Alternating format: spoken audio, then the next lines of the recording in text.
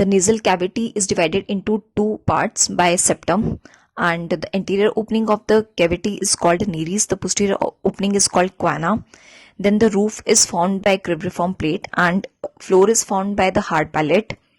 The lateral wall of the nose is formed by three structures: superior turbinate, inferior turbinate, and middle turbinate, and in between these we have meatus. First of all, the disorders of lateral wall of the nose. Firstly, we have nasal vestibulitis. It is the infection of the hair follicles which are present in the vestibule, and the patient presents to us with pain and swelling in the vestibule. The area appears red, hot and tender. For management, we give antibiotics to the patient. If the edema is limited, we give oral antibiotics, and we have moderate to severe edema, we go for IV systemic antibiotic treatment, because the infection is present in the dangerous area of the face, and it may go into the cavernous sinus, leading to its infection. Then next we have nasolacrimal duct obstruction, and the nasolacrimal duct opens into the inferior meatus. The patient presents to us with excessive tears called epiphora, and the management here is the DCR, decrocystorhinostomy. Next we have posterior epistaxis. The source of posterior epistaxis is from Woodruff plexus, which is the venous plexus, and the most common cause of posterior epistaxis is idiopathic. And here we ask the patient to pinch the nose for 3 to 5 minutes. If the bleeding, this is called Trotter's method. If the bleeding is not stopped, we examine the nasal cavity, and if the blood vessel is identified, we go with chemical cautery with silver nitrate and carbolic acid. If the bleeding vessel is not identified, we go with endoscopic electrocautery, and if the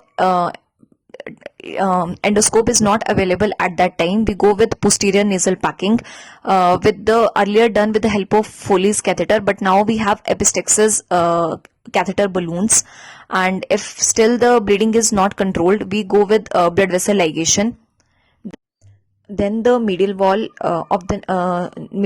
of nose or septum. The medial wall has three parts: columnar septum, membranous septum, and septum proper. The upper 1/3 of the septum is bony and lower 2/3 is cartilaginous. The diseases of the septum are deviated nose, deviated nasal septum, crooked nose, nasal hump, saddle nose, and then we have anterior epistaxis, which is the most common epistaxis, and the most common cause of anterior epistaxis is nose pricking or trauma, and the association of anterior epistaxis are NSAIDs use, alcohol intake within the last 24 hours, and it is seasonal, most common in autumn season and summer season. Then for the management purpose, we ask the patient to pinch the nose for 3 to 5 minutes, called Trotter's method. If bleeding is not stopped, then we go with chemical cauterization after examining the nasal cavity and when the blood vessel is identified. If the blood vessel is not identified, we go with endoscopic electrocautery. If the endoscopic treatment is not available at that time, we go with anterior nasal packing with the help of ribbon gauze for 48 to 72 hours. If the still bleeding is not stopped, we go with blood vessel ligation. And next we have the septal fractures. Jargeway fracture when the blow is from side of the nose, then Shevalt fracture when the blow is from below, and we have septal hematoma when blunt force is applied. The blood collects between the cartilage and mucoperichondrium.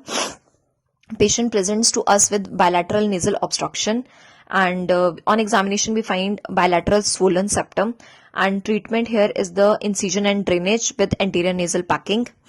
Then we have septal perforation, and most common cause is trauma, any penetrating injury, nose picking, or iatrogenic. The other causes are septal abscess, septal piercing, or cocaine abuse, because cocaine is a vasoconstrictor. Then we have granulomatous diseases like tuberculosis, leprosy, syphilis, and that's all about it.